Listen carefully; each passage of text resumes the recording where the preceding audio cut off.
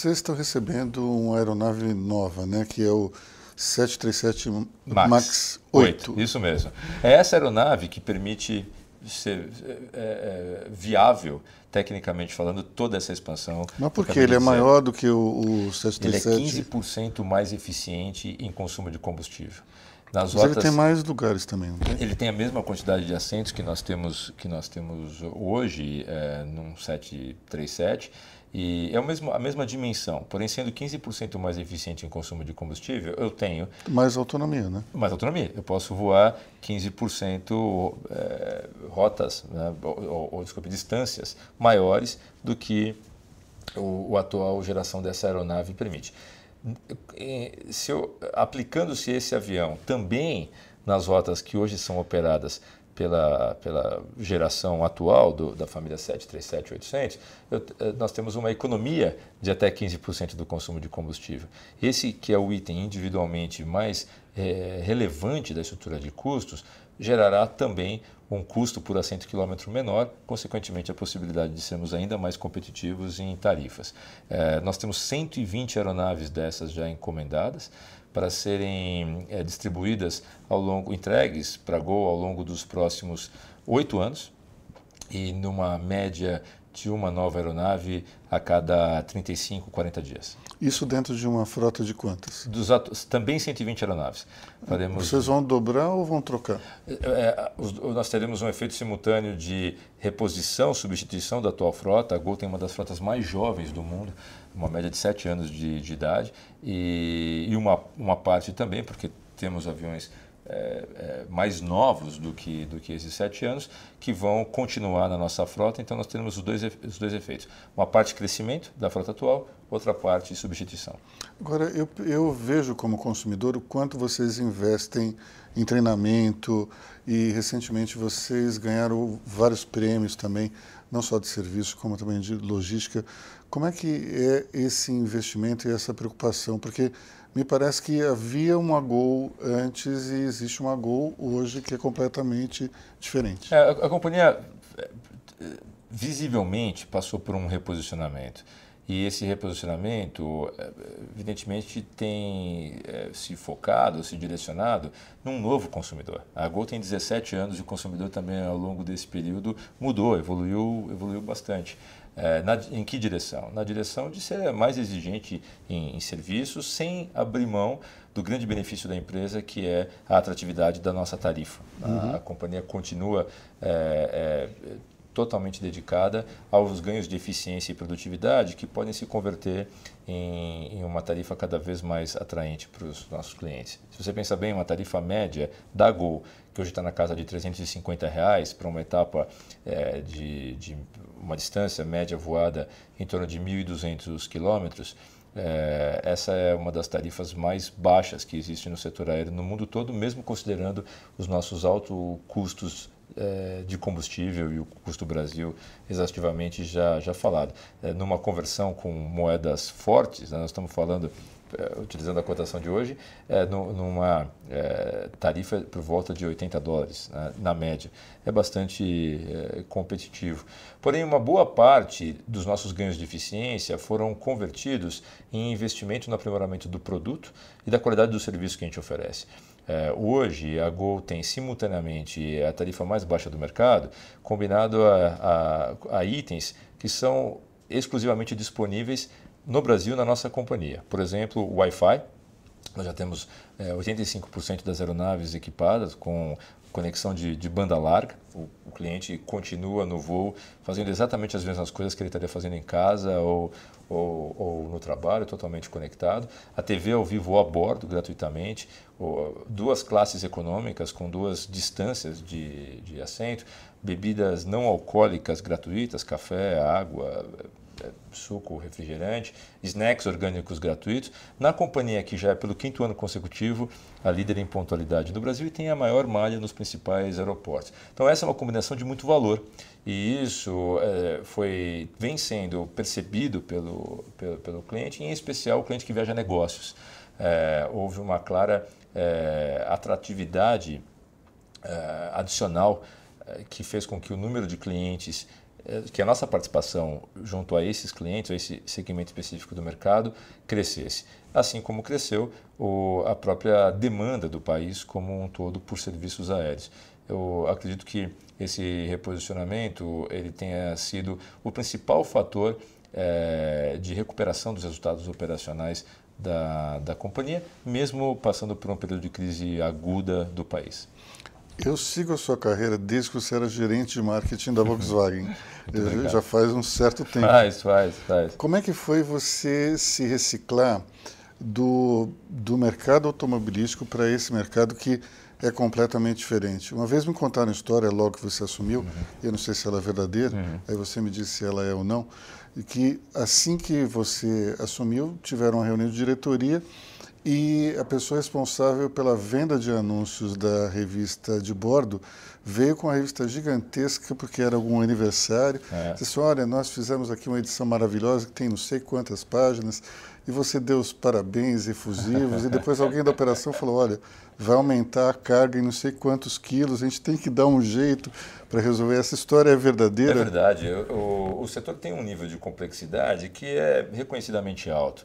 E eu tinha, antes de assumir a função executiva, paralelamente ao meu trabalho como CEO da Audi, eu era conselheiro da Gol por 2 anos.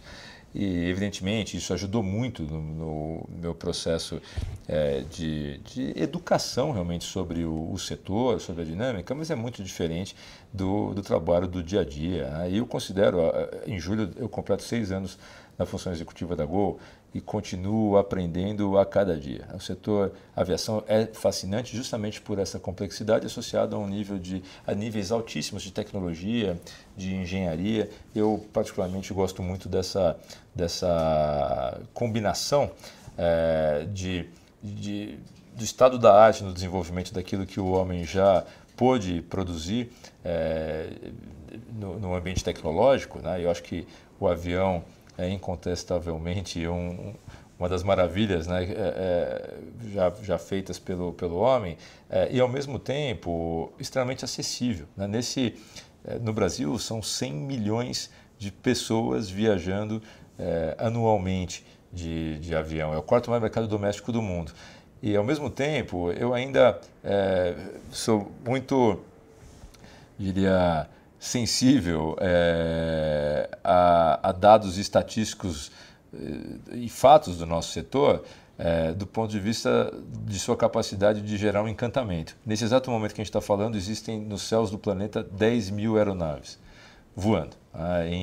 E as pessoas estão lá conversando lado a lado, como nós estamos aqui, com o mesmo nível de segurança, conforto, numa velocidade de 900 km por hora, 10 mil metros de altura e temperatura externa de menos 60 graus. Isso tudo me atrai demais, porém, evidentemente, é algo com um nível de complexidade muito grande e na Gol, não só eu, como as pessoas que estão há 20, 30, 40 anos nessa indústria, dedicamos uma boa parte do tempo a estudar as inovações desse setor, as dinâmicas de toda natureza, com o objetivo de aprimorá-las e é isso que eu tenho feito desde então. Como você mencionou, a Delta e a France KLM são parceiras, são sócios da companhia. Como é que as empresas estrangeiras estão vendo o mercado brasileiro nesse momento? De uma forma muito positiva. Esses movimentos de flexibilização e modernização da regulação têm outros itens em pauta que são relevantes na perspectiva de uma companhia aérea americana. 2 deles são a liberação dos céus, os chamados céus abertos ou open skies, né, na terminologia em inglês, que possibilitará um trabalho mais integrado com as companhias aéreas brasileiras, podendo até evoluir para modelos de joint ventures, né? Essa é uma possibilidade real, havendo essa mudança na legislação.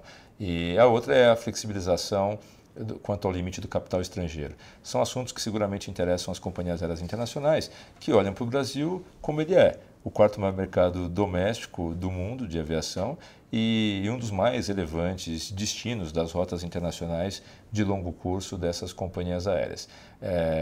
E, evidentemente, tudo isso acontecendo num momento onde a economia começa a se recuperar. Em algum momento, com os seus colegas da Delta, você já debateu se quem inventou o avião foi Santos Dumont ou os irmãos Wright? Eu já, e não conseguimos chegar a uma conclusão, e olha que nós nos damos muito bem, normalmente concordamos em muitas coisas, mas nesse caso é uma discussão compreensivelmente apaixonada dos dois lados. Porque o Santos Dumont fez um voo que foi documentado e tempos depois os irmãos Wright mostraram um filme que disseram ter sido feito 3 anos antes de Santos Dumont. A controvérsia ela vai ficando cada vez mais aguda à medida que o trabalho de resgate histórico vai acontecendo, porque as discussões acontecem, a polêmica ela é transferida para diversos campos. Eu já vi gente tentando dizer qual era a distância mínima voada que poderia caracterizar que de fato foi um voo e não um salto, né? Um pulo. E evidentemente, mas eu acho que essa controvérsia ela tem um aspecto relevante. Ela traz a discussão para o legado do Santos Dumont, mesmo para quem ainda defende, acredita no pioneirismo dos irmãos Wright. Eu tenho dúvida se essa história, a história do Santos Dumont, é uma história que seria naturalmente conhecida no mundo inteiro se não houvesse a força desse debate. Não diminui, na minha opinião, em nada. Sim, né? Sem dúvida. O brilhantismo que o que algumas pessoas dizem é que o Santos Dumont, de fato, ele decolou. E os irmãos Wright usaram um sistema de propulsão que não era exatamente uma decolagem. Mas um argumento que eu uma vez pesquisei, né?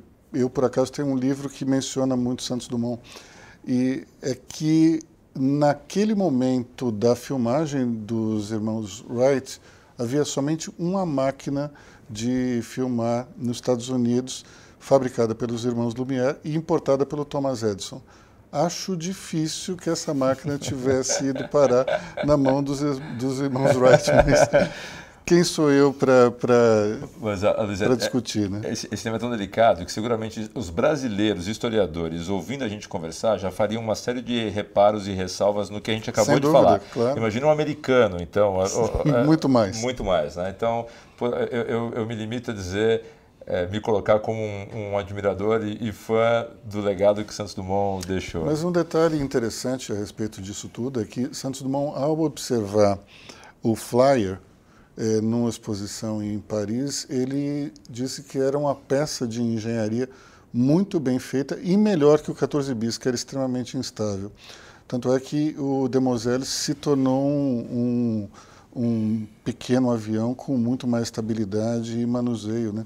E o 14 bis, infelizmente, era uma coisa meio esquisita mesmo. Enfim. A evolução depois dos tempos mostrou que o Flyer estava mais próximo do que viria a ser a aviação moderna, mas, enfim, é uma discussão apaixonante e muito interessante. Muito demorada, né? Muito demorada.